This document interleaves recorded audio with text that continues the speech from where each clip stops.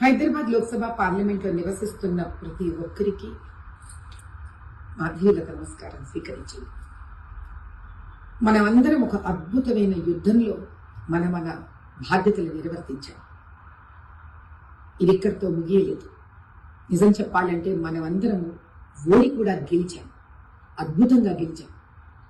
మనని ఏ శక్తి ఆపలేకపోయింది.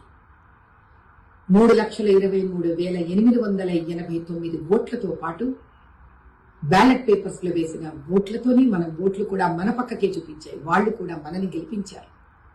ఇవి కాక ఎన్నో ఓట్లు ఆ రోజు వేద్దామని వచ్చి అక్కడ లేవు అని తెలుసుకొని కూడా బాధపడకుండా ఆ ఓట్లు పడతాయేమోనని ఎంతో పోరాడారు.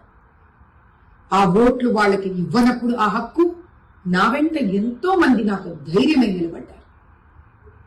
మొదటిసారి డెమోక్రసీ అనే ఒక పదానికి నిజమైన అర్థాన్ని తీసుకురావడానికి అందరం కలిసి పోరాడాం. ఇది ఒక మొదలు మాత్రమే. మీ అందరి పరివారంలో నన్ను ఒక వ్యక్తిగా మీరు ఆహ్వానించారు. నా మనసులో నాకు ఈ రోజు ఇంతమంది నా అన్నవాళ్లు ఉన్నారనే ధైర్యాన్ని మీరు నాకు ఇచ్చారు. నేను ఓడిపోలేదని అనుకుంటున్నాను. ఎందుకంటే మీ మనసులో నేను నిలబడ్డాను కాబట్టి, మీ ప్రేమతో నేను గెలిచాను కాబట్టి.